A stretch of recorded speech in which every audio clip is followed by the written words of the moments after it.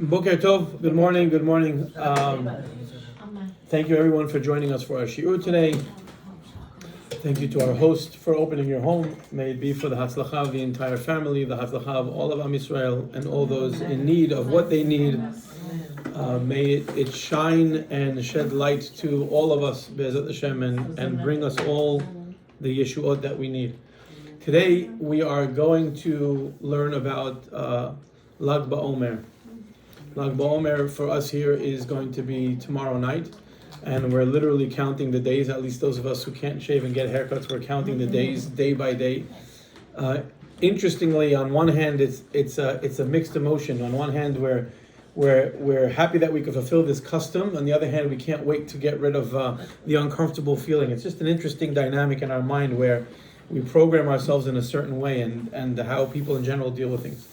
So what I'd like to do is something which I think is unique, but also very, very important and inspiring. We're not going to be learning from our shiur today, although I contemplated, there's a very famous song on Rabbi Shimon Bar Yochai, which we all know, Bar Yochai, Nimshachta Ashrecha. I was thinking of actually going through the lyrics and explaining it, but maybe I'll do it a different year, maybe next year. This year I'll do something a bit different. I wanted to introduce a very important part in Rabbi Shimon Bar Yochai's behavior that is an extremely important lesson for us and something that we should consider carrying with us regularly. So I'll start with just an introduction of Rabbi Shimon Bar Yochai and BaOmer, and then we'll jump into what happens and how it affects us. Rabbi Shimon Bar Yochai, as we know, was a Tana. He was in the times of the Talmud.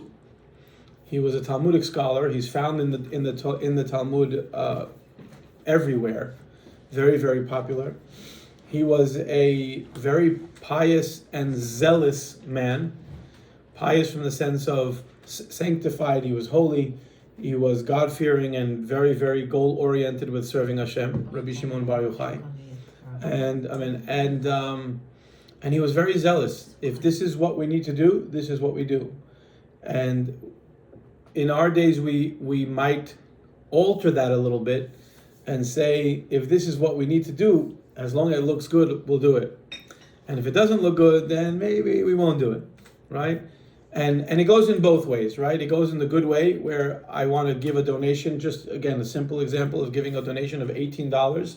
I can give it to someone where no one will know I gave it, or I could give it to someone where I get recognition, right? And I don't know that there's anything wrong, and I want to be clear. I think that there's actually everything right with giving a donation and having recognized for it. It motivates others and it motivates ourselves with hopes that it's done for the right intentions.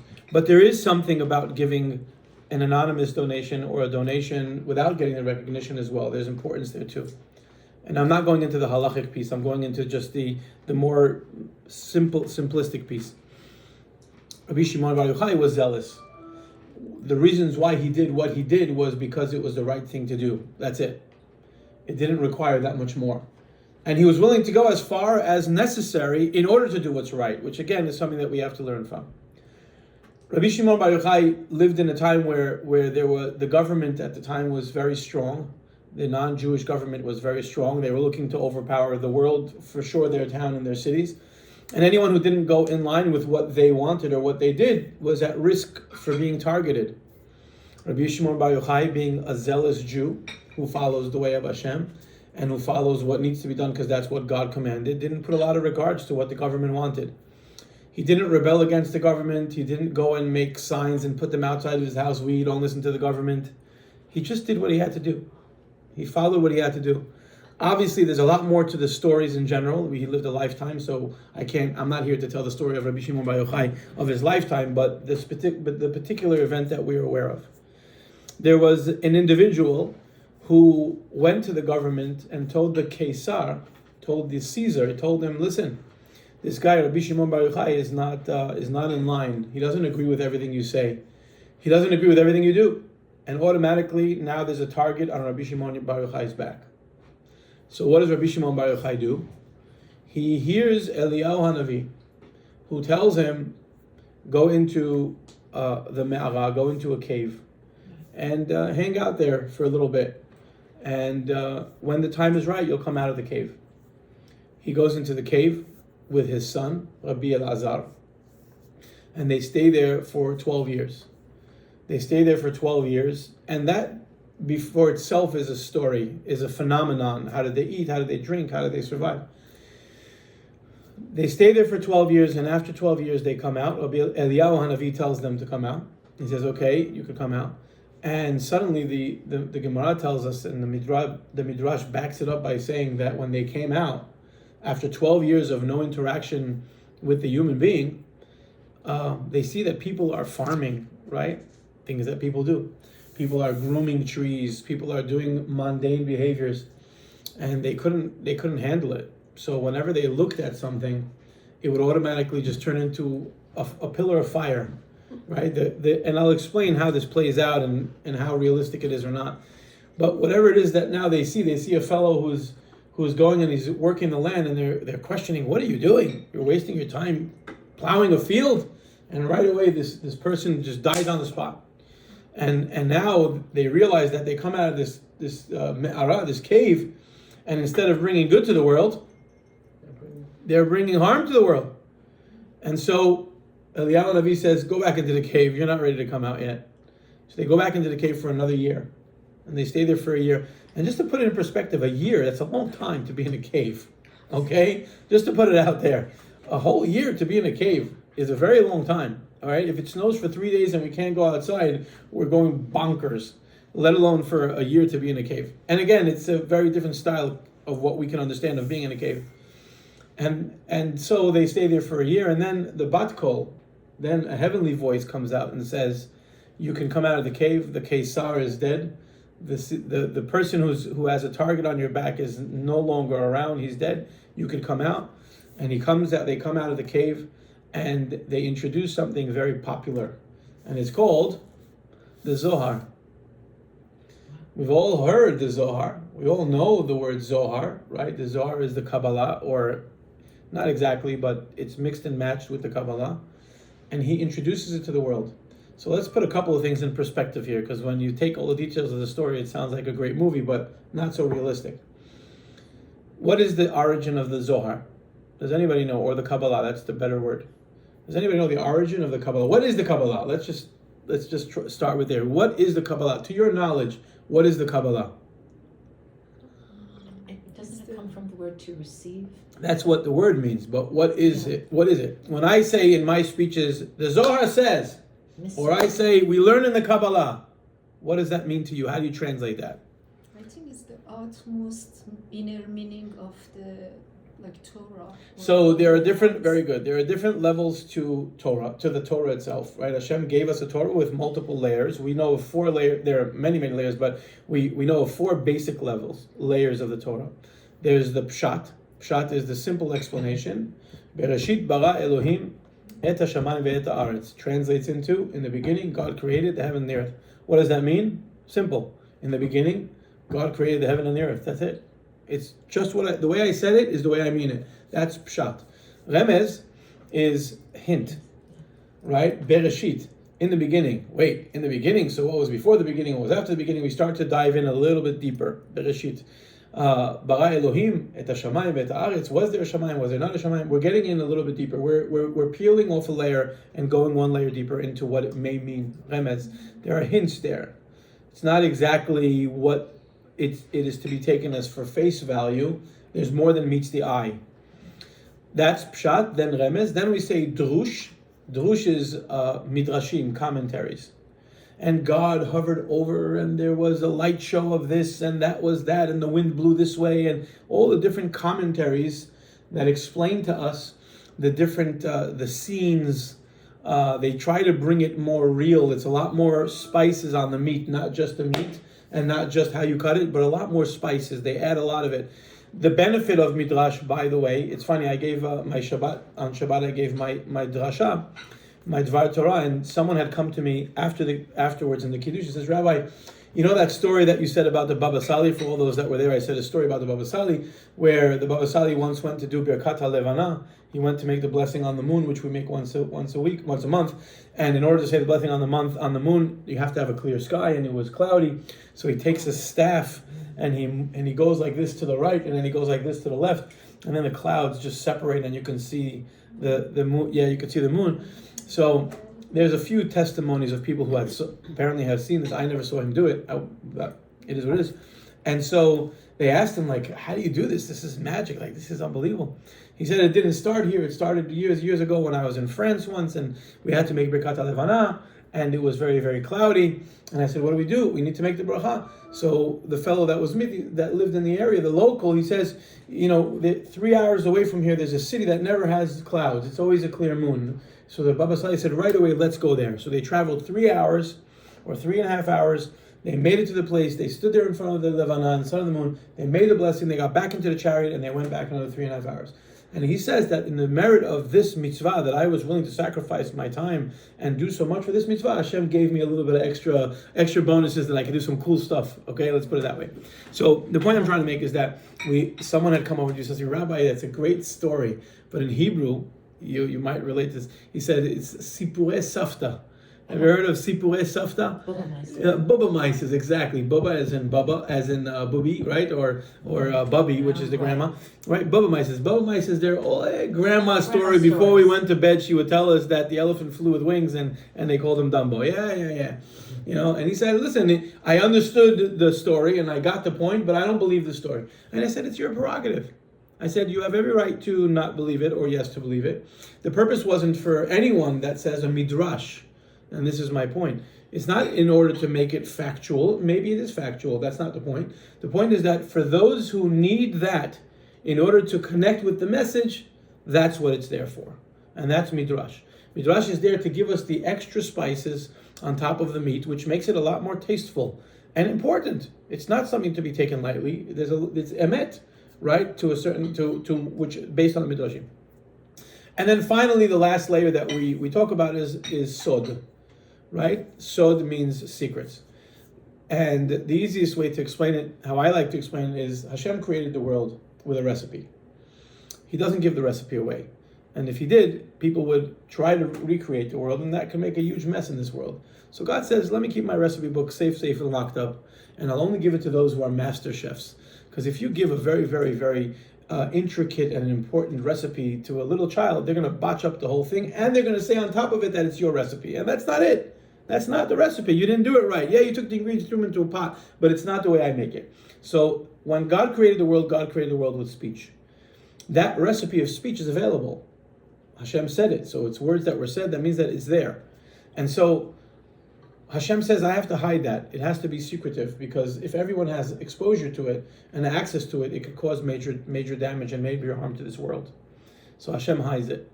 And he only gives it to those who are privileged to receive, to be recipients of this sod.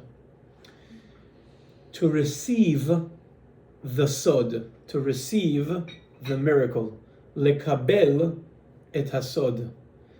Kabbalah means recipient, to receive. Lekabel, to receive. So the reason why we call it Kabbalah is because it was received from Moshe Rabbeinu, but not to everyone. It was received by people who were vessels that would know what to do with it in order to make sure that it doesn't get sabotaged and doesn't do damage.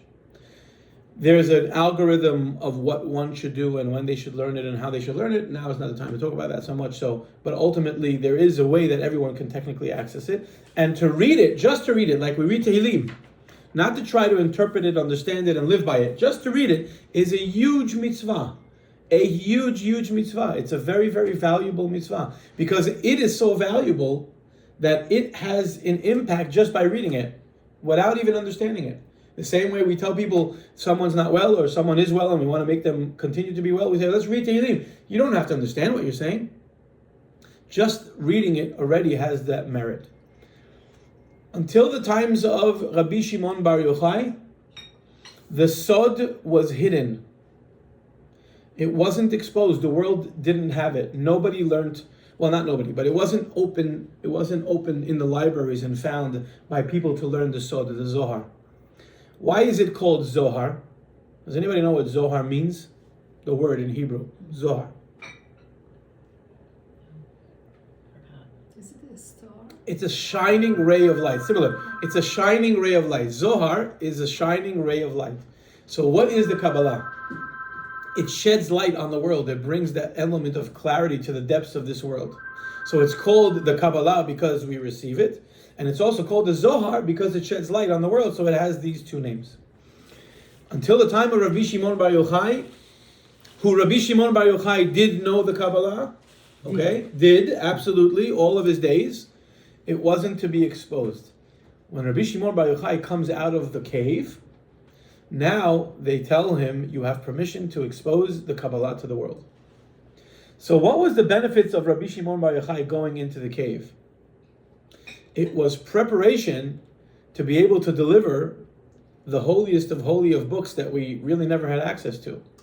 And it required him to be able to be alone, him and his son, Rabbi Elazar, and to be alone with Hashem, and really just focus on the building of the Kabbalah to be introduced to the world. So now, if you remember the detail of the story, after 12 years they come out of the cave and they see somebody farming, and like, what are you doing? The guy just automatically poofs into a ball of fire or dies. Why? Because Rabbi Shimon Bar Yochai and his son have climbed to a height of the tallest mountain in the world. And they value and acknowledge what's important in this world and what we should spend time on this world versus what is mundane and a waste of time. Right? I always say, you have a couple that goes to a vacation. They go for 10 days. Beautiful, beautiful island. And they come back from the vacation and you say, "No, how was it?" Share some pictures, tell us the story. And they sit down with their family and they open up their phone and they show you, look at this beautiful picture. Oh wow, what is this? This is the lobby. It's magnificent. It's beautiful. The pillars there, the marble there. Unbelievable. They flip another 2 pictures and look at this. They had free water in the lobby. You can just go and take water. They didn't charge you. It was all inclusive. And then they flip another 10 pictures and they see this is the receptionist from Monday. What a nice person. You just ask them like, can this, that, wherever you want, they would tell you. Flip down a couple more pages. This is the reception from Wednesday. This receptionist, she told you go to the bathroom on the house. You can use the bathroom in the lobby, no problem. And then they get to the final picture, and this is us leaving the hotel. And okay, so that's a beautiful lobby, but the room, the view, you guys were on the 18th floor in an island. I'm sure you could see, sky, like dolphins and who knows what. No, we never went to the room. The lobby was so beautiful. We stayed in the lobby the whole 10 days. You went on this luxurious, unique vacation to an island and you stay in the lobby? Yeah, it was beautiful. Free Wi-Fi, free bathroom, free water. We didn't need more than that. What are you saying? You missed the whole boat. You literally wasted your entire time in a lobby. The lobby is only the entrance to the room. So if the lobby was so pretty, could you imagine how pretty it would have been to be in the room? Rabbi Shimon Bar Yochai and his son, after 12 years, come out of a cave. And they see someone in the lobby. And they say, what are you doing? There's so much more to this world that you can access, that you can do, that you can change, that you can affect in a good way, in a positive way. Why are you wasting your time in the lobby raking leaves? You're wasting your life raking leaves. It makes no sense. They couldn't understand how someone was able to waste their life away on something so mundane, to the point where the passage of energy of Kedusha was so great to this human that the human couldn't exist, couldn't stay alive. Something above what we could really understand on a simple level. At least I could understand on a simple level. But the point A of today, there's 3 points I'd like to introduce, is how do we spend our time?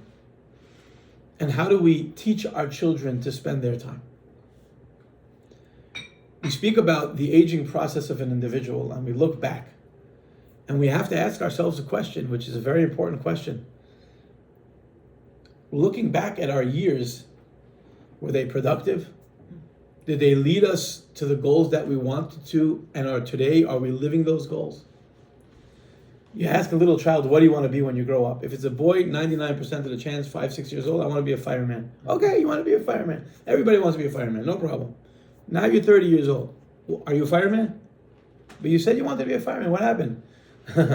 I wanted to be a fireman. I also wanted to be Superman and Batman. And I also wanted to do all those things because they had superpowers. But then I realized there's no such thing as superpowers, it's only in the comics. And then I realized fireman is a very big responsibility. I don't know that I could be a fireman. I don't know if I could carry this weight. So I realized I have to change course. Okay, so what do you want to be now? Oh, now I want to be a millionaire. Mm-hmm. I'm not saying that's bad. I don't know why people, I'm not saying anybody here. People automatically feel when you say, oh, that's a bad thing. No, that's a wonderful thing. It's the most optimal circumstance in the world is to be wealthy in Torah and wealthy in financial status. There's no better than that. That's the optimal. You could learn Torah, you can spread Torah, you can write books and publish books and give shiurim and publish shiurim and support shiurim. There's so much you can do. It's a wonderful, wonderful thing. Okay, so now you're 60 years old. Are you a millionaire? Well, I'm almost there. Now you're 80 years old. Are you almost there? I'm almost there. Okay, so now what? You're 80 years old. You didn't hit the millions, or at least what you thought you were going to reach. So now look back. All the steps that you took to get to something that you didn't get to, did it pay off? The wisdom, and that's what Rabbi Shimon was teaching us, don't wait until you're 80 years old to look back. Look forward the right way. Instead of aging, missing the boat, and then saying, oh, I missed the boat because I procrastinated, what time is the boat coming? Where is it leaving from? Am I packed? When do I have to pack? Make sure that I'm ready. Order the cab on time, or whoever's going to drive you. Yeah, think and plan ahead instead of looking backwards and trying to fix. Ha'avar, as the Mishnah says, ain. The past isn't. Ve'ha'atid adain. And the future hasn't yet arrived. And ha'hoveh, and the present, is keheref ayin, like the blink of an eye. So it references, this Mishnah references it towards da'aga minayin, so why are you worried? It's talking about worrying. I'm talking about something else, right? Why should a person worry if what happened already happened, and what's going to happen hasn't happened yet, and whatever is happening is passing by so fast that you don't have enough time to worry and to do? I'm taking the same concept and I'm saying the past is in the past, so we cannot correct the past. And what we're doing now is passing very fast. And what we will do hasn't yet arrived. So the least we can do is calculate as best as we can for the future, so that when it becomes the present, we can activate what we think is right and get to our goals. Rabbi Shimon bar Yochai comes out of the cave and sees someone who is an older man or a younger man who's raking leaves and says, where are you going with this? Every year the leaves fall down to the ground. Every year you're just going to rake the leaves so that next year that you're making room for the new leaves to come next year? Not to say that we shouldn't rake our leaves, but maybe there's someone else who could do it for us. Or maybe we can also do it balanced with doing something else. Making sure that we have a proper balance and our priorities in check. Nowadays, there are, unfortunately, so many distractions available. Unfortunately. But that doesn't mean that we can't overcome them. To the slightest. Doesn't mean we can't overcome them. It just means that we have to be aware of them. And at least if we're aware of them and we're cognizant that when we make that right turn, there's definitely going to be construction on the road. So calculate. Do I have enough gas? Good. Do I know how to round? Yes. Do I know how to reroute? Great. No problem. The issue that we find is that people, again, are raking the leaves, as Rabbi Shimon bar Yochai saw. And when you tell them you're raking the leaves, but I saw this video once where there was a storm in there was a storm in a third world country, and the streets were just filled with water. So there was a fellow, maybe it was a comedy, I don't know, but if it was serious, it was absolutely ridiculous. There was a fellow who had a magav, in Israel they mop the floor with a sponja, like whatever squeegee. So he goes out to the middle of the street and he goes with the squeegee and he's pushing the water. And now all the water that he's pushing up is coming right back down, and the water from the left side is coming more. But he's I'm going to fix this. I'm just going to keep on squeegeeing the water, and it's raining cats and dogs. So even if you manage to get some water out of the way, you have more that's coming your way. So what are you doing? What are you doing? You're spending all this time in your life pushing away water that's going nowhere. So at least either leave it there or make a hole in the ground and get it to drain, or think of something that'll work. Proper balance and proper planning. The first lesson that Rabbi Shimon Bar Yochai teaches us is to make sure that our head is heading in the right direction. Not to look back and say, oh, I wasted so much time. Not to look back and say, I had a beautiful presidential suite waiting for me in this magnificent hotel that I paid so much money for. It's not, I didn't get it for free. I paid all this money for it, but I ended up not using it. Oy, why would I waste all that time? That's lesson number one. Lesson number two. There's more to the story, which I didn't share, of course. Rabbi Shimon Bar Yochai and Rabbi Elazar Beno come out of the cave, and Rabbi Elazar sees someone who does X, Y, or Z, right? He's doing something mundane, and suddenly this person dies because he can't handle the Kedusha. So Rabbi Shimon Bar Yochai brings him back to life and says, let him live. What are you killing everybody? And this was the process. The process was, Rabbi Elazar's like, what's going on here? Rabbi Elazar says, oh, here we go again. And oh, you're okay, don't worry, go back to work. And every place he goes, until they went back into the tunnel, into the cave. So the Midrash asks a very interesting question. Why is it that Rabbi Shimon was cleaning up what Rabbi Elazar did? Why didn't Rabbi Elazar himself just not kill people or let people die based on his wrath of not understanding what they're doing? And so here we have to ask our question. Is it easier to press the brakes or is it easier to press the gas? And which requires more wisdom? Meaning, is it easier to do something or is it easier to hold back from doing something? Is it easier to stop from doing something or is it harder to refrain from doing something? And which one requires more wisdom? So there's I don't recall, I shared it recently, but not in this shiur. There's a beautiful Gemara that says that Rabbi Akiva had students, and they were trying to express, Hillel HaZaken had students, and they were trying to explain to us how holy the students were.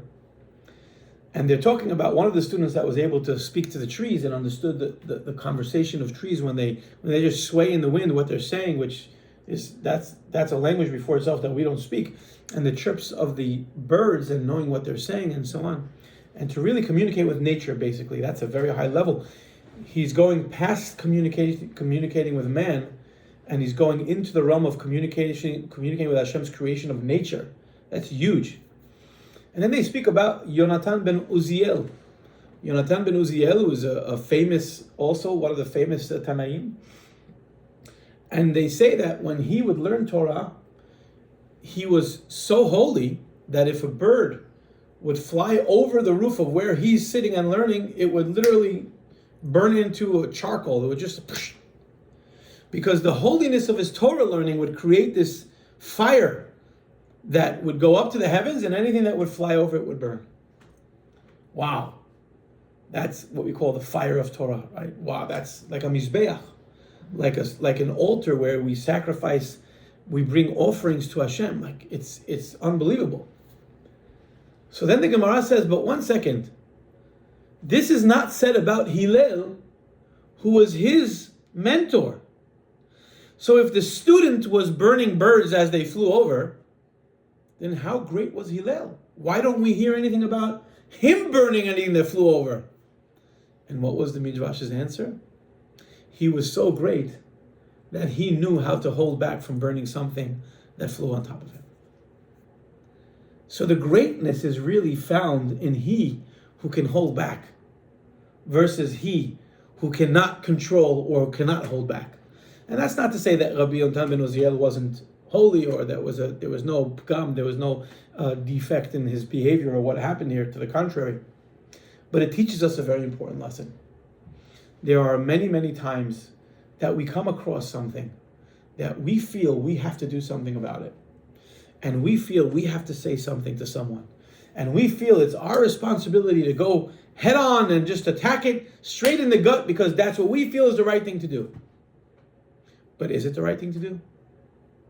Most of the time, no. Most of the time, no. I would lean to agree with most of the time, no. most of the time, in our mind, it makes sense that we should and we should and we should. But here's the question. Are we responding to that person or are we responding to ourselves? Meaning, who are we really talking to? If we're talking to that person, who's to say that that's what should be said? If we're talking to ourselves, oh, now I know why I'm saying it, because that's the answer that I would give myself if I had that same question. So if you think about it on a bigger place, what happens with Rabbi Shimon bar Yochai here? Rabbi Shimon bar Yochai and his son come out of the cave. Rabbi Elazar Beno sees that someone is doing something, and in his mind, he can't wrap his head around how someone can do that because he would never do that. And therefore it gets projected and he can't hold it back. Rabbi Shimon bar Yochai felt the same thing that his son felt. He also wondered, why is it that you're going and you're raking leaves? But Rabbi Shimon bar Yochai was wiser to know that holding back is the answer, not necessarily letting the lion out and attack.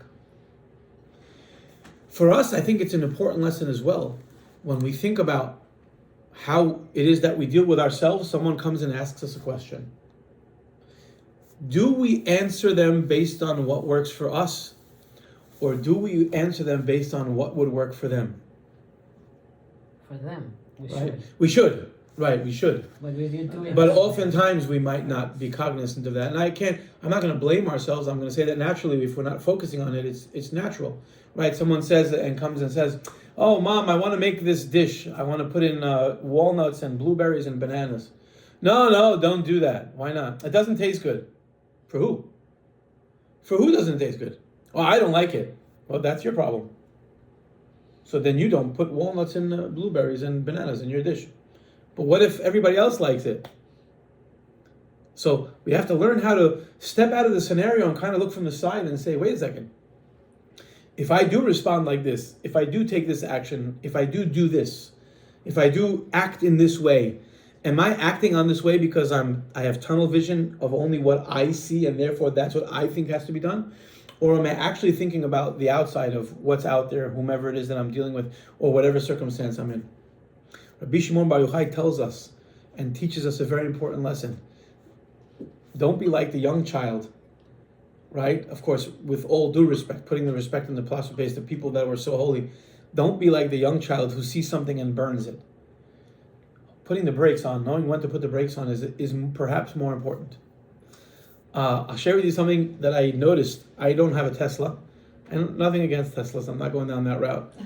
Because who knows, maybe one day I will have one, I don't know. But I was one time in my life, I drove a Tesla because I had to move my friend's car that was blocking my car. He didn't give me the keys because it doesn't have keys. So it was like, I can't say he gave me the keys to move his car. He gave me a card or something. And he said, he's walking next to it and the door's going to open, whatever. So I get into the car and he didn't give me any instructions. So I thought it was a regular car. And then I realized that when you take the foot off the gas, it automatically brakes. Now, I didn't know this. And I don't know if this is in every Tesla. Maybe you have to program it this way. I don't know. But I think they're all like that. They are all like that? Okay. So when I get out of the car, I said, I gave him back his card and I said, listen, I don't know what's wrong with your car. He said, what do you mean? I said, it didn't let me decide. It was literally deciding for me. He says, what do you mean? I said, I was driving, I pressed the gas. I let off the gas, it stops. But I don't want him to stop. I want him to roll until I'm ready to stop. He says, that's Tesla. That's the way it works. And automatically after that, it got me thinking, how many times do perhaps me or would I put the brakes on someone else? How many times would I say, no, don't do that because it's more of a headache for me? And how many times do we have to think to ourselves, wait a second, am I putting the brakes on someone else? Maybe this is good for them. Maybe this is what they need to go through. Maybe this is something that Hashem wants for them uniquely that doesn't fit for me. You're right, it does not fit for me. But I'm not the driver, it's their car. Let them drive however works for them. Rabbi Shimon bar Yochai teaches us that we have to understand who the person that we're dealing with is to be able to deal with them properly. Not to clone them to who we are and assume that because they're close to us, we know them well, therefore automatically what works for us works for them. And where does that come from? It comes from age of wisdom, which means age brings the wisdom. En chacham Ke'ba'al hanisayon. The wisest one is one who experienced something, because then we can use those experiences to benefit other people, not to decide for them, but to benefit for them or for ourselves. So the concept of being wise based on our age, right? There's an interesting question. I don't know if you ever thought about it, but why is it that elderly, as in older, above the ages of 80 and already hitting 90, why don't they care for a lot of the things that the 30-year-old cares for? That they, when they were 30-year-old, they cared for. Why not? They realize they're not really essential. They realize that, precisely, that in the chapter of life that they're living in, it doesn't make a difference. It doesn't have value. It's not worth the time. Because time is limited. Yeah. And saying this in the nicest possible way, the older a person gets, the less time they have. Right? It's the reality that once we hit that peak of the mountain, wherever that peak is, 40, I don't know, whatever everybody wants to put on their cup and they give to the, right? But wherever we hit that mountain, from that point further, it doesn't continue to go up. Now it starts to go down, right? Again, back to where we came from, basically. So the neshama acknowledges, I don't need this. I don't want this. This doesn't have value for me anymore. I'm not interested in it. I won't be focusing on it. So ultimately, the older that we get, the wiser we become. The wiser we become, the more we appreciate the things that are relevant, tachlis, bottom line, as opposed to the superficial and the yummy. Is it good for you or not? I can't afford yummy now, because then you have 1,001 medical conditions. You got to afford only what's healthy, what's nutritious. So here's my question. Can we apply that to our younger years as well? We should try. We Yes. should try, but they would never take it.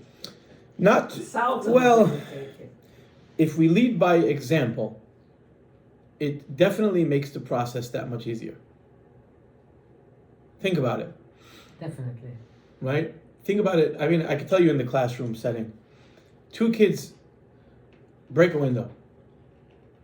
You come over to them and you say, why'd you break the window? What's their immediate response? Let's give them 9 years old, 10 years old. Let's not make them too old. What's their immediate response? I didn't do it. I didn't do it. Exactly. But I'm standing in front of a broken window. So it didn't happen on its own, and there's no dinosaurs in the room. So what happened? Now what do they say? He did it. It wasn't me, it was him. It- Wait a second. But you, right? That's what they say. But you were standing with him, and you held the bat on the other end. Yeah, but I didn't do it alone. He also did it. But did you do it? Okay, I did do it, but he also did it. Right? So it went from I have nothing to do with this, and it eventually evolved into I did it 100%, but only 50% of the 100%. And if you keep on going with the conversation, you can even get them to say, you know what, you're right. The fact that I even took part of this means I'm 100% wrong, not 50% wrong, I'm 100% wrong. Because I made my own decisions and I have to be held accountable for my decisions. Which means that we're not made up of one piece by default. And I'll tell you in a moment what I mean very deeply. We're always looking to point our finger to the other part, not to the part that's being accused of wrongdoing. Rabbi Shimon bar Yochai says, take accountability. Take accountability for your actions. You go into a cave, you're there to do good, you leave the cave, you do damage, go back into that cave and fix yourself. Come out again after a year, and now you can live amongst society. In Rabbi Shimon bar Yochai's case. But how does that translate into our world? Take accountability for your actions. Don't blame the neighbor. The only person that we can perhaps blame is not us. Who's the only person that we could perhaps blame? Our parents. Yeah. Which that too, by the way, I have to, with your permission, I have to argue or challenge.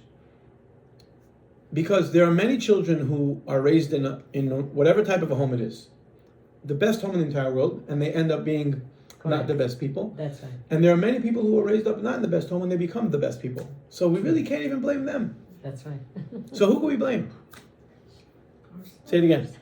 Hashem is the only person we could blame. It's not a person. But the only thing we can blame in this world is Hashem. And by the way, that's the best person to blame. It really, really is. Because it's the best source that will be real enough that we can actually fix. Because if we blame our parents, we can keep on doing it forever. Now, me, it's my parents. I really am a perfect person, but they raised me like this, so that's why I'm like this. But you're already an adult. You're 60 years old. You can figure yourself and stop yelling at people. No, but when I was a kid, my mom and dad yelled at me, so now I yell at people. But you're not a kid anymore. It's ingrained in my brain. I can't take it out. You don't have a brain, okay? But still, I don't know. Whenever I'm programmed that way, right? You could every excuse in the book because you could always blame it on them because you can't. You can't. It's undisputable. Hashem made me this way. That means that Hashem also gave you the awareness that that's how you are, which means that you also have the ability to change it. So if it's the same Hashem who made me this way, is the same Hashem who gives me the ability to change it, then I could change. And therefore, there's really no finger to point. And therefore, there's nothing that really stands in front of us that's mission impossible. We might not be able to do everything, because there are certain things that Hashem doesn't want us to do. And if you want to use the word impossible, you can use it as impossible. Yes, I cannot pick up a house with two hands. This is correct. But if I can't pick up a house with two hands, it's very clear to me that that's not what Hashem wants me to do. Move on to the next thing. But don't use it as a blockage and say, because I can't pick up the house, I can't move the couch. That you also can't do. Accountability is so important nowadays more than ever, because there are so many distractions that we can blame things on. But then when it comes down to the bottom of it, when you look at the beginning and you look at the end, and you pull out the distraction, you look at the beginning, which is the action, and you look at the end, which is the reaction, or the outcome, better yet, of the action, forgetting about the distraction, just the action and what ended up to be the outcome. At the end of the day, did we have more than one option to get to the outcome? In most cases, yes. So then forget about whichever distraction or however route we took. The reality is, there's another route. There's always another route. And so, if we took the wrong route, that should be a lesson for us to take the right route next time. If we keep on taking the same wrong route, you can't keep on complaining that you're getting the wrong outcome. So if we blame our friends and we blame our family and we blame our neighbors and we blame ourselves, it's basically taking the same mistake time and time again and not listening to the GPS that's trying to correct us. But if we listen, if we blame Hashem and say, Hashem, you gave me this brain that thinks this way. That means that you can give me in this brain the ability to think otherwise as well. Please do, so I can think otherwise as well. And I can tell you from personal experience, not that it means all that much, I've myself tried it in certain areas of my life, and it works. Personally, It's usually a little bit too late. never too late.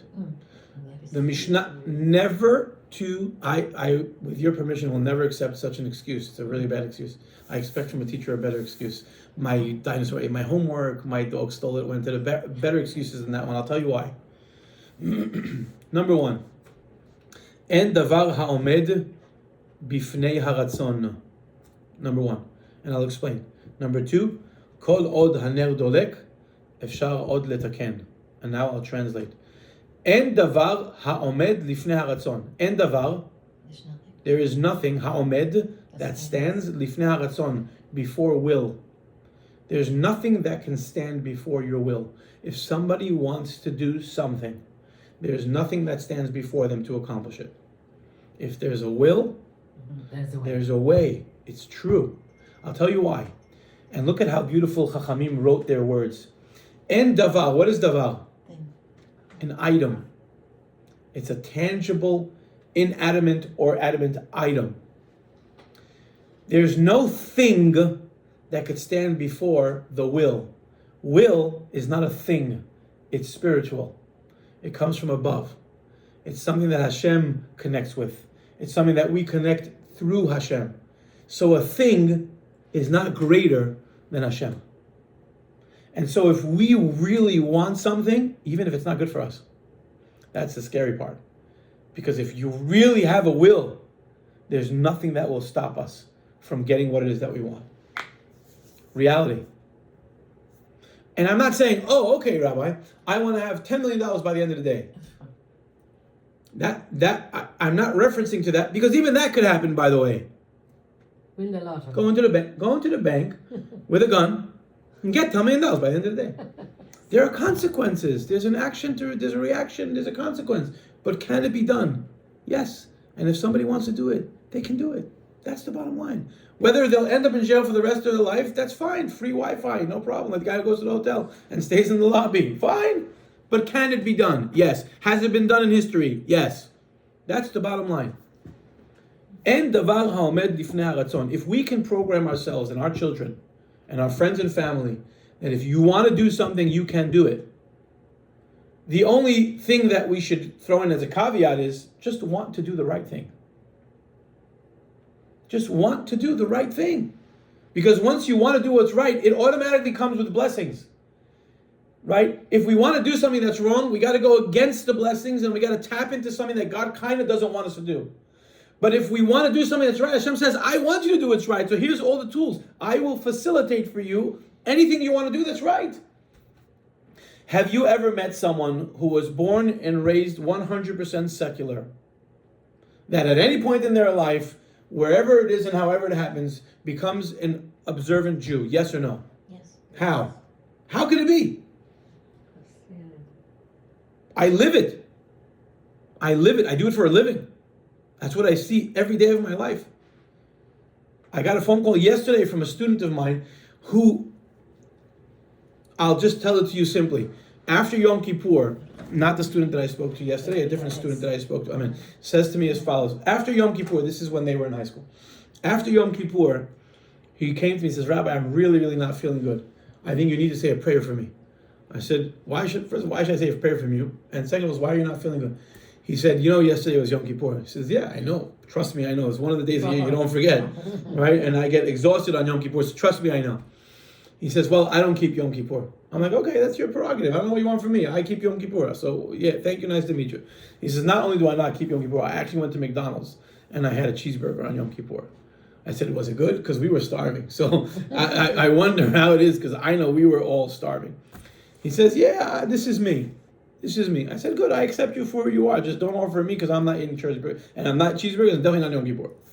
And he says, I feel like I shouldn't have done it. I was kind of trying to get at God, and I think now God's paying me back for eating a cheeseburger on Yom Kippur. So now I feel like I really don't feel good. I feel like I want to vomit all day. I said, it's probably the best thing for you to get it out of your system any which way. But this is a calculation you need to make with God. This is something that you need to sit down in solidarity and figure yourself out. Because you coming and telling me already is an inkling of an information that you're looking for attention on the matter and not that you actually care. Because someone who really, really doesn't care doesn't go and spread the word. They do their thing and they don't need the applause or the criticism from other people. They do what they got to do and they do it quietly and they call it a day, for better or for worse. So I just explained to you, we're talking about someone who doesn't keep Yom Kippur, but not only don't they keep Yom Kippur, but they eat a cheeseburger on Yom Kippur. A week ago, I get a phone call from this person who says, I'm dating this girl, blah, blah, blah, blah, blah, and I'm starting to keep Shabbat. And I just don't know the halachot. Can you teach me? So I said, well, the first halakha is don't eat cheeseburgers, and of course he left. But ultimately is, what am I showing you? What were the chances that a kid who eats cheeseburgers on Yom Kippur, and clearly his parents are okay with it, or I'm telling you they are, that now is going to call me a few years later and say, I want to keep Shabbat? It doesn't make sense. If you think about it logically, it doesn't make sense. How does that work in the brain that you go from one extreme to the opposite extreme?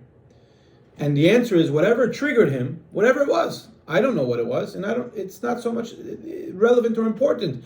But whatever it is that did triggered him to a point to go from one extreme to another extreme. And so if there's a will and a person really wants to, there's a way to make it happen. That's the reality. All the other things that we're worried about, what will people say, what will people think, if we live for the people in general, we're in a bad shape, as it is, regardless to religion or not religion. But if we understand that we're doing something right, now Hashem gives a blessing. You could take a person who eats cheeseburgers on Yom Kippur to potentially be the chazan on Yom Kippur in a Bet HaKnesset. Who's to say not? Why not? What's the limit? There's no limit.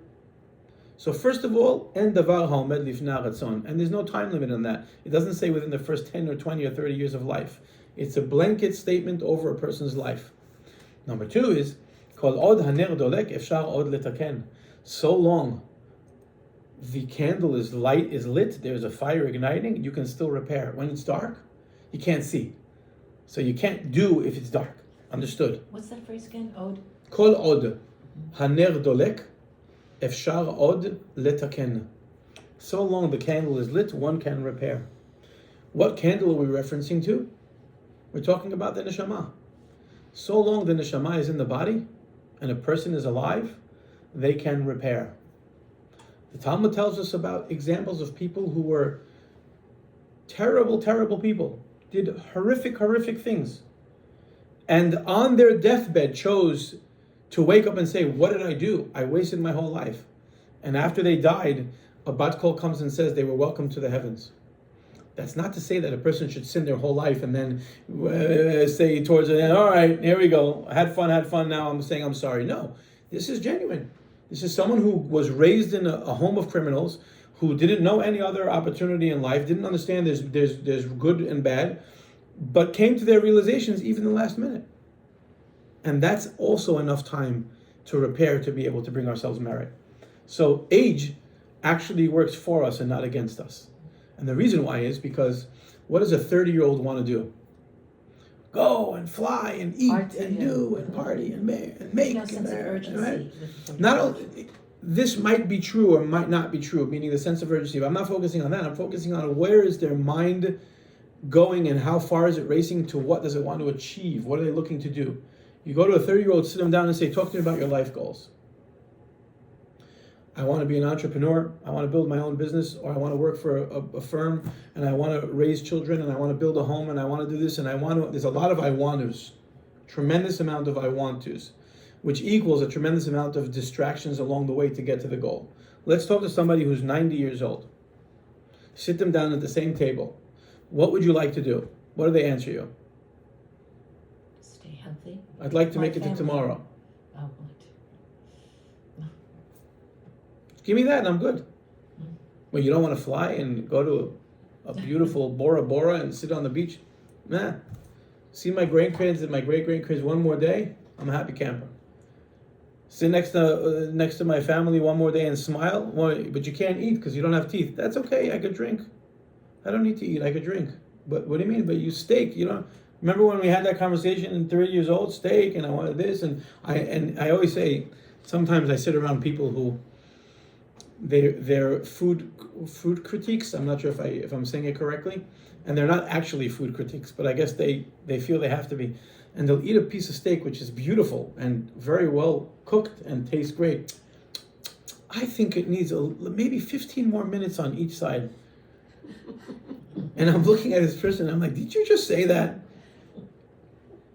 Yeah, and these potatoes, they're fine, but maybe a tad rounder. I'm thinking to myself, I am convinced that it's me, because I didn't make it enough time to get that far into the conversation. The steak was gone by the time. It was so delicious, I just couldn't, I devoured it.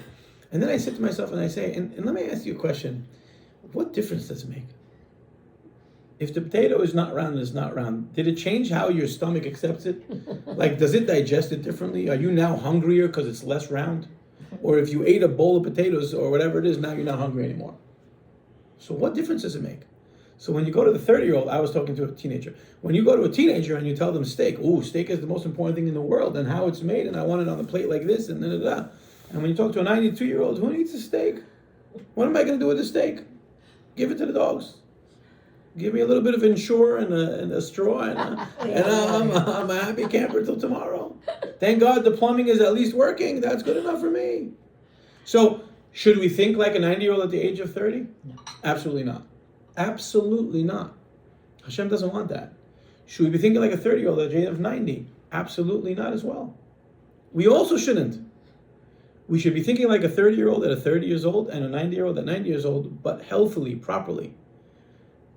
What Rabbi Shimon bar Yochai teaches us is that when you come out of the cave and you see someone who's doing something that doesn't make sense to you, associate yourself to where you belong in that picture. Where if a little kid comes and says to you, "Can I have a lollipop?" Don't say no because you don't like lollipops and you don't eat lollipops and you have a sugar issue and you can't this and you can't that. And the doctor said no sugar issue. It's a 6-year-old. For them, it's still very good. They still have years of dentistry they're going to have to deal with. It's okay. One cavity won't hurt them. Of course. And another one, no problem. Because we not put ourselves in their shoes. Understand where we are in comparison or relatively to whom it is we're speaking to or what we're dealing with. And when we're 90 years old and we're talking to a 90-year-old, don't let's go play this, let's go skydiving. Don't go skydiving so fast, your bones might not be able to keep up. You want to make it to the ground. Not in the ground, on the ground. So you have to think about it, right? So the point I'm trying to make is that it's so important for us to acknowledge where we are in life. What we're supposed to be doing at that time, so that we don't find ourselves in a place where we look back and said, oh my goodness, I wasted all of these years in the lobby. I got so angry over things that just didn't make a difference. They actually don't make a difference. I got so insulted and lost friendships for things that really don't make a difference. We spoke about this 2 years ago. It wasn't in this house, it was somewhere else. We spoke about this 2 years ago in one of my shiurim. It was around 2 years ago. Someone's making a wedding and they forgot to invite us. What happens? Shem Yishmor. I feel bad for the person making it. The child shouldn't have gotten married. It wasn't worth it. Think about it. It wasn't worth it. Because now that you see them, you didn't invite me. Why didn't you invite me? Oh wait, but it doesn't end there. They didn't invite me, so now I'm not going to invite them. Now. But justified. Of course justified. They didn't invite me, so how can I invite them? Why is that justified? What if I want to go to the limp and say, they didn't invite you because they didn't want you there? Not because they forgot. They didn't want you there. That's it. Should you invite them to your simcha, yes or no?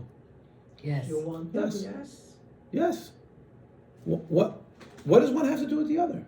To the contrary. One of us has to be the big boy in the room. The adult in the room. Right? One of us has to be the adult in the room. If we're both going to act like kids, we're going to get nowhere. We're in kindergarten. So one of us has to do what's right. One of us has to know how to detach ourselves from the problem and not be the problem and not exacerbate the problem, but to try to repair the problem by doing what's right. And that's where the blessing comes. Not to be fooled, to be stepped on, chas v'shalom, but to know where we are, to know who we are. This is above me or beneath me or at my level, and act accordingly. It's such an important lesson. And Rabbi Shimon bar Yochai brings it down to the world and says, you got to know who you are, you have to know your strengths, and you have to know your weaknesses. Rabbi Elazar had strengths that were above, but he couldn't contain them, so he caused damage to this world. By way of holiness. Not by way of impurity. He didn't walk around cursing people and doing he was a holy, holy, holy Jew. But that holiness, unfortunately, wasn't balanced at the time. And so you got to go back into the drawing board and go balance yourself out again. And now you can come out and do what you got to do. What was it that angered them so much by seeing people engaged in earthly tasks? I mean, because earthly tasks is, on some level, is what it's all about. Okay. Is it that they weren't studying Torah? No. It's nothing to do with studying Torah. It's a relationship with God. I'll give you an example. I want you to imagine you walk into a room of adults. It's an adult event, okay? And you walk in, and I kid you not, you see 4 adults at the age of 55 sitting on the floor playing Lego, in their suit and their gown and their hair made up and the makeups and all the stuff that they do, sitting on the floor, and one's going vroom, and the other one's going beep beep vroom. What's the first thing you're going to do? Dismiss them. They're ridiculous. I wouldn't do that. I'd ask them, did you take your medicine today? Because okay. clearly they missed a dose, right? But what if you walk into that same event, they're doing vroom vroom on the floor at the age of 55, and right across there's another 4 adults playing sheshbesh, backgammon. What would you tell them? Enjoy. Or quiet down, you guys are yelling, it's only a sheshbesh game, right? Because it gets very intense. I've witnessed it, right? But why is it that these people are playing a game and you're okay with it, but these people that are playing a game, you're not okay with it? Why? What was the difference? They're both playing a game. They're both not learning Torah. Age appropriate. Yeah. It's not appropriate to who they are. It's not dignified based on their stature in life. So, 10 people are in a room. Somebody says something that they shouldn't say to someone else, to A. A says something to B. Yes? You're ugly. So now B goes and says, I'm ugly? Look at your mother and your grandmother and your great-grandmother. What would you tell that person? What are you doing?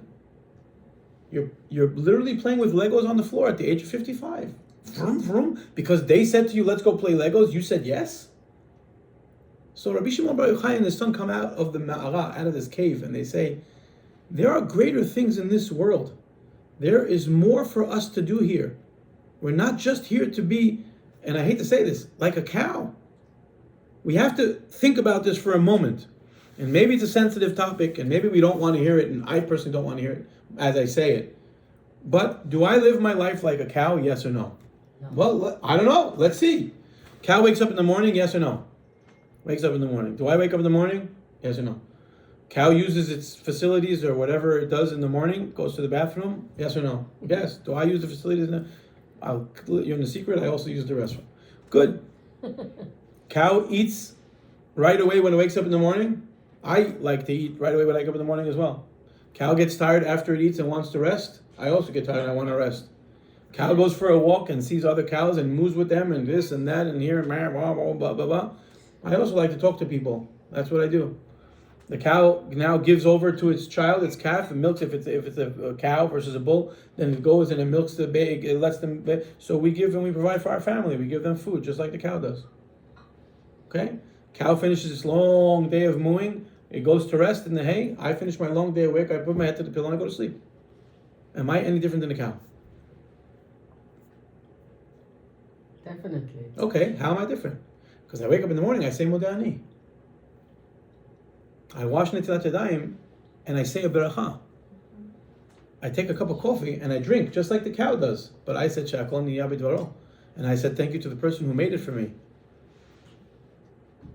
In the middle of my day, I was tired, but I stopped to pray mincha. I skipped shacharit, yeah? But I actually skipped shacharit. Meaning, I skipped saying that I went and prayed shacharit.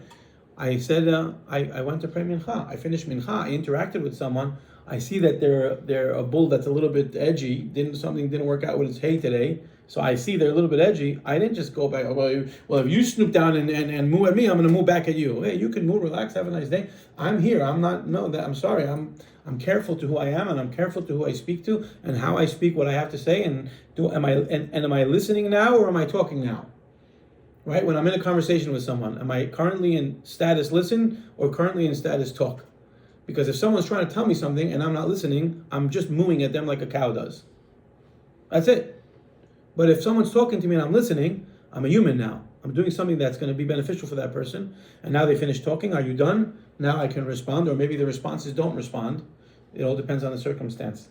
And I went to sleep at night, and what did I do? I said, Shema Yisrael, Hashem Elokeinu, Hashem Echad. I acknowledged that there's a bigger and greater purpose and a bigger and greater power in this world versus just some hay, and then make manure so that they could use it for soil, and then they could plant the seeds. That's the difference between a human and a cow. And as much as I don't feel comfortable saying this, there are people that I look at and they say, no difference in a cow. Yeah. No difference in a cow. And when you do have a conversation with them to try to infuse them some humanity, their answer is, nah, you don't know. Okay, so I don't know. You're right, I don't know what it's like to be a cow, and guess what? I don't want to be like a cow. So that's fine. If you want to live in a barn, it could be a $10 million barn, by the way. Maybe even a $60 million barn. I have no idea. I'm sure they have some nice stuff out there.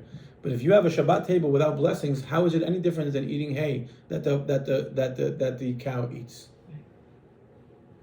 And you're using gold forks and knives. By the way, if I think it's called a pick, I don't know what it's called. That way you give the hay to the cow. It's called a pick, or whatever it's called. That tool that you take the hay with. If it's from gold, now it's not hay. Now it's not a cow. Now it's not a barn. It's still a barn. It's still a cow. It's still going to make manure. You're still going to put it in the soil. So you use the gold pick. Hazaku Baruch. Good for you. But the action is the same. So we came down to this world for a purpose. We came down to this world to finish our duties here after 120 years and look back and say, I didn't just move my way through life. I did something. I made a difference. So Rabbi Shimon Bar Yochai comes out and he sees someone who's just mooing his way his life, wasting his time in a barn or in a hotel lobby, as opposed to being productive. Could you imagine if we were God Yeah? If we were God and we created one individual, and we said, I'm giving you 120 years with all these tools, and I would like for you to do this, such and such and such. I want you to do this. Please go and do this in the world.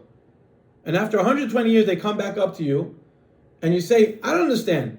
I gave you all the tools. I gave you all the abilities. I gave you the family and friends you needed. I put you in the right community to do it. I gave you and facilitated everything you need to do this one task.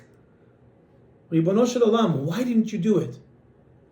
Because the hay was so attractive, I couldn't resist. Really? Really? That's why? You got addicted to something that was so attractive, so your whole life you spent chasing after it? And you finally got it. Okay, I don't want to end the story off and say you didn't get it. I'm going to end the story off and say you did get it, but you got the wrong prize. What a shame. You go to Chuck E. Cheese or one of these places you get tickets, and you go and redeem a toy that's not going to last till you leave the door.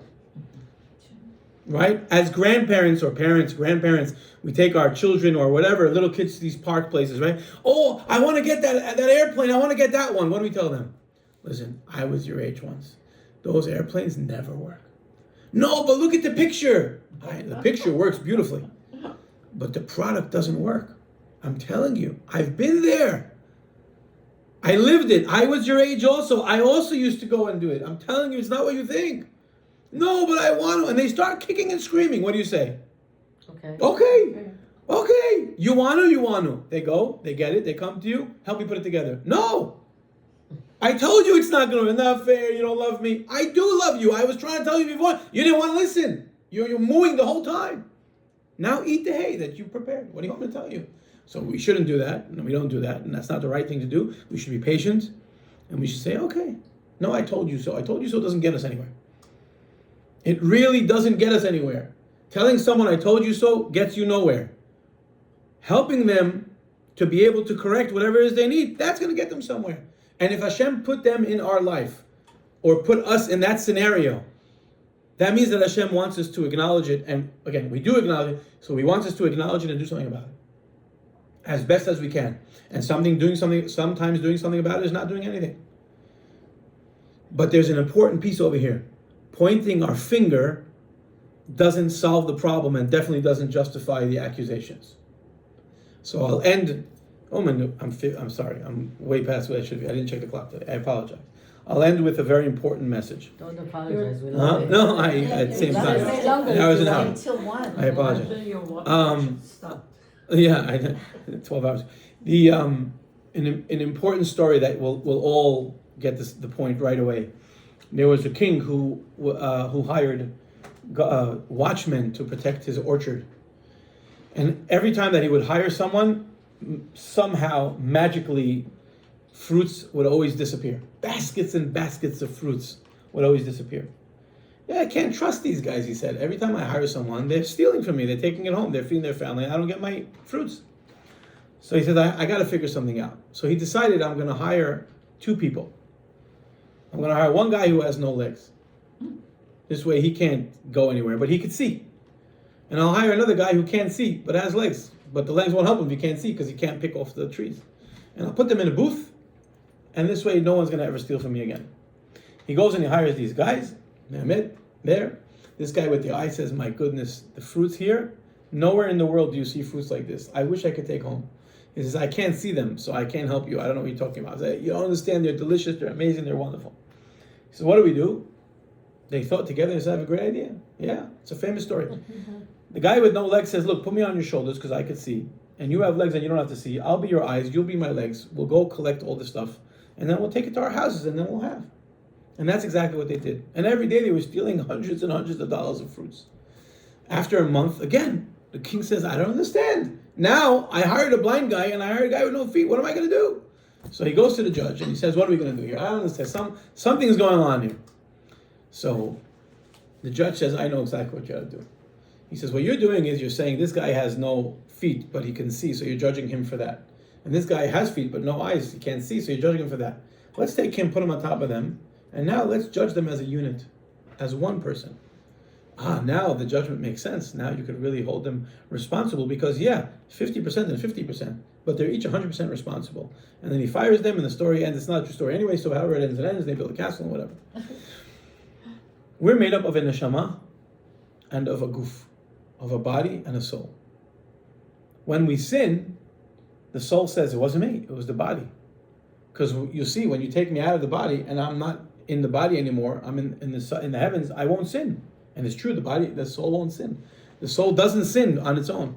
And the body says, what are you talking about? It wasn't me, it was the soul. Because if you take just the body and you lay it on a table, it'll never move, ever, in a million years. It'll stay there forever. So you see, I can't sin if it's not for the soul. So what does God come and say?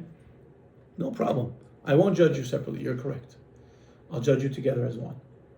Because I put you together as one so that you can go and you can help, the soul can help the body, and the body can help the soul. You took it and you did destructive actions, you're going to be held accountable. But if you use this tool that we have, that God gives us, which is our soul and our body, to do what it is that Hashem wants, great, proper balance, priorities in check, set a goal down the road for 10, 15, 20, 30 years from now, and keep on assuring that we're heading towards that goal, great, that's exactly what I want. You'll have hurdles along the way, that's life. But I gave you the tools to overcome those hurdles before I set the hurdles. What we get stuck with is we get the hurdles and we say, oh, there's a hurdle, you can't blame me, blame the hurdle. No, the hurdle is there just to make you stronger to be able to get over it. Hence the reason why you notice that the hurdle is there, and the person next to you may have not noticed that the hurdle is there. So, what is Lag BaOmer? What is this concept of lighting a fire? Why do we have the bonfire? Which is a part of a conversation that's much bigger than ours today. But the message behind it, the idea is this concept of fire. It's something that's physical because it burns physical, but it's not physical. It's something that's spiritual. You can't hold fire in your hand. It's not possible. It's something that could warm you up, but could also burn you. It's something that could cook your food, but it could also burn your food. So then, how do you use fire? With proper balance. Take the spiritual part, take the physical part, put them together, yes, absolutely, and use them correctly. Use them correctly, you're obligated to light Shabbat candles. You're obligated to light Havdalah candles. You're obligated to Hanukkah candles. In the Beit HaMikdash, they lit a candle every single day. So Hashem is not telling you it's bad. Hashem is telling you it's great if you use it correctly. Rabbi Shimon Bar Yochai is not saying don't rake the leaves. He's just saying, why are you spending your whole life raking the leaves? Rabbi Shimon Bar Yochai tells us on Lag BaOmer, there's a line now that changes the game. This Lag BaOmer, what does it do for us? It takes us from mourning to happiness. Opposites. We go from mourning the students of Rabbi Akiva. We don't do this, and we don't do this, and we don't do this, and we don't do that. And that just nighttime comes, and we flip on all the lights, and we turn on all the music, and we're dancing, and we're having such an amazing celebration. It doesn't make sense. It makes a lot of sense. Because if you have proper balance, beautiful. Now is the time to be happy. Now is the time to be sad. And I think about Yom Kippur. Yom Kippur, the fast is over at 7:30 p.m. 7:15, how are you feeling? You're praying Ne'ilah. You're in the final prayer. We're crying and crying and begging and crying and begging and crying and saying Shema Yisrael at the top of our lungs. 7:35, how are you feeling? After a coffee and a nice piece of cake and apple with cinnamon and honey or whatever it is, forget about it. You're feeling like $1 million. But I don't understand. 30 minutes ago, we were just crying our hearts out. How could it be that right now we're excited to build a sukkah? We go out there and we start turning on the music and let's go, Hag Sukkot, Hag Sukkot. It doesn't make sense. That's what makes sense. What makes sense is that Hashem created this world in a way where there's a right time for everything. And if we do the right thing at the right time, we're doing what's right. But if we do the right thing at the wrong time, it itself is wrong. Or the wrong thing at the right time, it itself is also wrong. Rabbi Shimon Bar Yochai tells us, I came out of the cave after the first time, it wasn't the right time. It was the right thing, but it wasn't the right time. The world wasn't ready for Rabbi Shimon Bar Yochai, and Rabbi Shimon Bar Yochai wasn't ready for the world. That connection of the soul and the body, they weren't ready for each other. There wasn't a 100% match yet. Go back in there, incubate for another year, because the year doesn't change much. Now the world is ready for you. Now you're ready for the world. Bring the Zohar to the world. Until today, we're benefiting from those fruits of Rabbi Shimon Bar Yochai.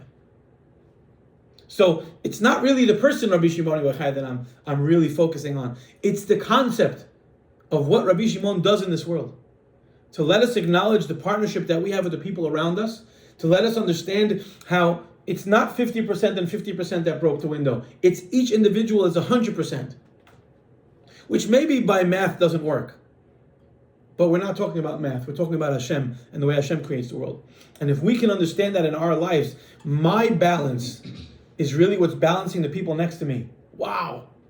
All I need to do is be balanced, and by default, I'm helping the person next to me. Because they can't carry that box alone. Rabbi Shimon bar Yochai comes out to the world. He's ready. But the world is not ready for him. So he has to go back. But when he's ready and the world is ready, which means they both acknowledge we're carrying this together, you can take the heaviest box in the world and carry it to anywhere in the world. Alone, we can't do anything. The soul alone has zero value. Zero. The body alone, zero value. Can't have one with the other. When you have them together and they're doing the right thing, magic. Now we feel our purpose in this world. So when we enter BaOmer, we should really try to think about it as a time that brings that energy of balance for us. That energy of understanding that we are on one side of the seesaw and there's someone else on the other side and we're really affecting the other person. We have an impact on this world. We came down to this world not just to move around for 120 years, to make a difference. Rabbi Shimon bar Yochai came down to this world and made a difference. Not because he's Rabbi Shimon bar Yochai. Not because he's a great sage with a long beard. Because every person that comes down to this world is their own version of Rabbi Shimon bar Yochai. Whether we came down here to affect one person in our life, or whether we came down here to affect millions of people in our lives, that already is up to God to decide. But one thing for certain is we didn't come here in vain. And it's definitely not to rake leaves and to mow around with all the cows. It's definitely more than that. And so long there's a will, there's a way. And so long the fire is ignited, we can always repair. So Be'ezrat Hashem, we should always be able to find that inner light inside of us, to bring it out and shed it onto those around us, but to lead by example. Rabbi Shimon bar Yochai led by example. He knew when to press the brakes, which is perhaps more important than knowing how to just step on the gas. And this way we create the balance, not too fast, not too slow, and this way it also benefits those around us. Thank you very much for listening. Have a wonderful rest of your day, and Be'ezrat Hashem, we'll see you next week.